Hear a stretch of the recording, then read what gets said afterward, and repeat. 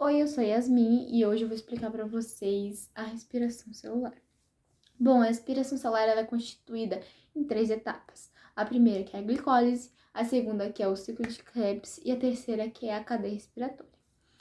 Tanto a glicólise quanto o ciclo de Krebs ocorre sem a presença de oxigênio e a glicólise ela ocorre é a única das etapas que ocorre fora da mitocôndria. As outras duas ocorrem dentro da mitocôndria, que fica dentro da célula. Então, na primeira etapa, a gente precisa ter a quebra da molécula de glicólise. Porém, essa molécula em si ela é muito difícil de se quebrar. Então, a gente vai ter a doação de dois ATPs. Esses ATPs, investimento, na verdade, desses ATPs, aonde eles vão doar os seus fosfatos para essa molécula, aonde vai auxiliar essa quebra. A gente vai ter a quebra da molécula, então. Com essa quebra, a gente vai ter a liberação de hidrogênios e elétrons. Com essa liberação, a gente vai o NAD, que é o responsável por coletar e transportar hidrogênios e elétrons, vai vir e vão coletar. A gente vai precisar de, na verdade, dois NADs para conseguir coletar os hidrogênios e elétrons dessa quebra. Seguindo, a gente vai ter a formação, então, de duas moléculas diferentes, duas moléculas iguais, na verdade, com 3 carbonos cada uma e fosfatos. Vão vir fosfatos inorgânicos e vão se conectar com essas duas moléculas. Vai vir um fosfato orgânico aqui, outro fosfato ali, e vão se conectar nessas moléculas para a gente ter a formação de ATPs. Porque daí o ADP que perdeu o fosfatinho vai vir e vai coletar, e a gente vai ter a formação de 4 ATPs com todo esse processo. E a formação de mais 2 piruvatos, que daí vamos retirar os fosfatos e vão sobrar apenas os carbonos normais. Então, nessa etapa, a gente vai ter a formação de 2 piruvatos e 2 ATPs. Por que 2? Porque mesmo a gente tendo a geração de 4 ATPs, a gente investiu 2 no começo. Então, a gente não conta esses 2 no final, porque tecnicamente a gente não ganhou, a gente só recuperou o ATP. Na segunda a fase da respiração celular, que é o ciclo de Krebs, ela é um pouquinho mais complicada, porque ela é maior. A gente vai ter, o piruvato vai seguir o caminho, são 2, então os 2 vão seguir o caminho e os 2 vão pro ciclo, cada um ciclo. Mas, para esse piruvato poder entrar no ciclo, a gente precisa, na verdade, primeiro ter uma quebra dele. E com essa quebra vai liberar hidrogênios e elétrons, vai vir um NAD e vai pegar esses hidrogênios e elétrons e transportá-los para onde a gente vai ver no final. Spoilers. E vai ter liberação de gás carbônico também. Isso a gente chama de pré-ciclo. Tá? Isso não é o ciclo de Krebs, é o pré-ciclo. Para a gente conseguir iniciar o ciclo, a gente precisa ter essa quebra dessa molécula. Então, vai restar apenas 2 carbonos, que é a molécula de acetil-CoA. A molécula de acetil-CoA ela vai se unir com outra molécula que possui 4 carbonos. Tipo, a gente tem um acetil-CoA que tem 2 e uma que tem 4. A gente vai se unir, vai ficar 6 carbonos tudo, e assim a gente tem o início do ciclo de Krebs.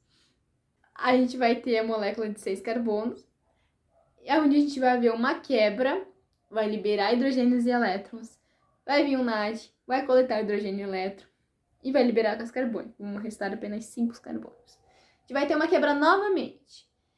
Vai liberar hidrogênios e elétrons, o NAD vai vir, vai coletar esses hidrogênios e elétrons, vai liberar gás carbônico. Então, a gente vai sobrar 4 carbonos. A partir desse momento, a gente não tem mais a quebra de... Não tem mais quebras, a gente vai partir até o final do ciclo com 4 carbonos. Nessa molécula que a gente está com apenas 4, a gente vai ganhar um fosfato. Então, a molécula vai continuar o processo com um fosfato. Porém, esse fosfato não é atrativo para o ATP, então não é o ATP que vai vir coletar esse fosfato. E sim o GTP, que a diferença entre ele e o ADP é que muda a base nitrogenada. A base nitrogenada do ADP é a adenosina e dessa molécula é a guanina. Então, vai ser guanina de fosfato. Então, esse GTP vai vir, vai coletar esse fosfato, vai virar um GTP, E no final das contas vai virar um ATP, como já conhecemos. Essa é a única parte do ciclo de Krebs que a gente vai ter realmente a formação de um ATP. O restante é apenas para produzir, liberar hidrogênios e elétrons e o NAD poder vir coletá-los. Então, seguindo com o nosso caminho, a gente perdeu o nosso fosfatinho e a gente vai conhecer um personagem novo, que é o FAD. O FAD, ele consegue coletar o hidrogênio, os hidrogênios da molécula sem haver quebras. Os hidrogênios e elétrons também, não se esqueça dos elétrons. Não, nesse caso é apenas o hidrogênio mesmo. Não, os dois. Vou ter um corte aqui.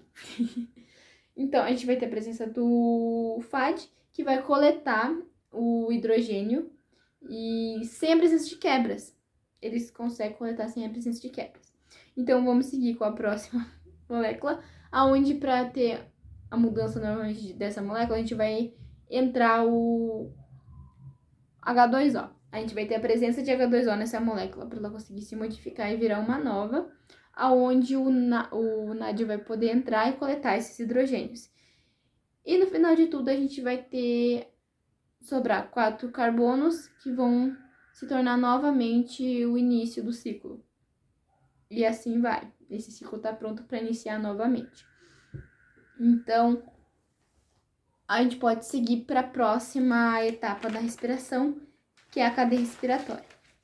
A cadeia respiratória, ela é a mais mecânica delas, ela é tipo mais simples assim, aonde a gente vai ter 3 proteínas, aonde vão passar os hidrogênios e os elétrons, e uma proteína final que funciona como uma espécie de alavanca, que se chama ATP síntese, que é onde realmente vai ser gerado o ATP. Então, a gente tem essas 3 primeiras proteínas, vai vir um NAD, vai transportar até a entrada os hidrogênios e elétrons. Os hidrogênios vão entrar e esse elétron consegue puxar, tipo, vai entrar 2 hidrogênios e o elétron consegue puxar mais 2 hidrogênios junto com ele.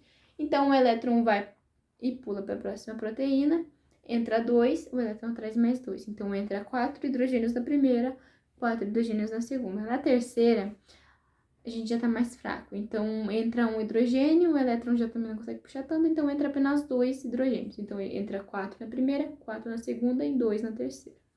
O FAD, ele carrega menos do que o NAD, ele é um pouco mais fraco. Então, ele não entra na primeira proteína.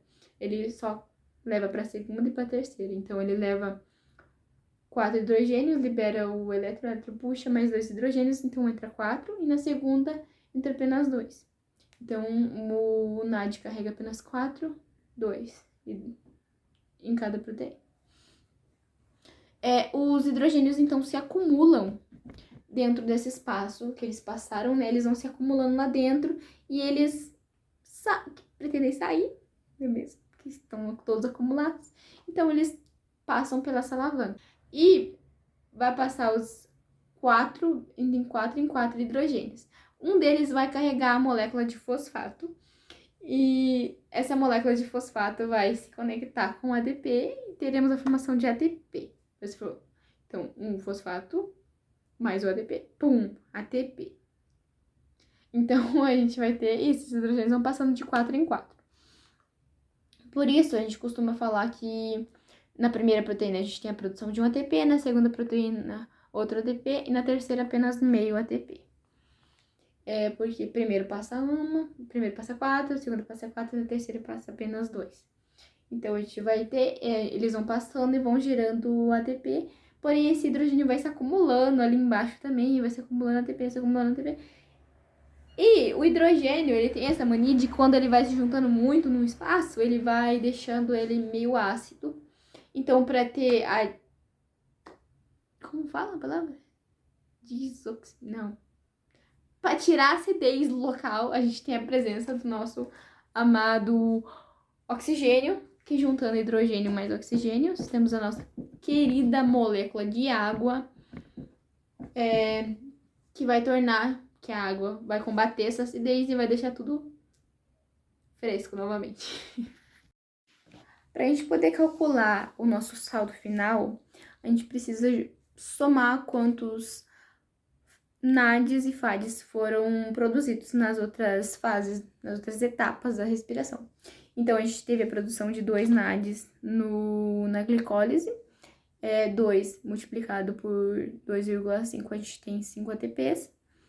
8 NADs do ciclo de Krebs, multiplicado por 2,5, que dá 20 ATPs. E mais os 2 FADs, que multiplicado por 1,5 dá 3 ATPs. Somando tudo, a gente tem 28 ATPs na produção na cadeia respiratória.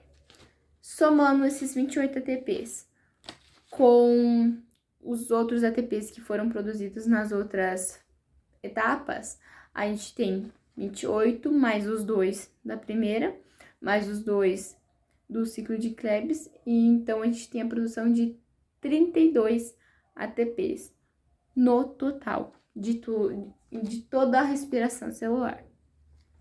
E é isso, acabaremos o vídeo por aqui. Muito obrigada por assistir. Beijos da Yasmin.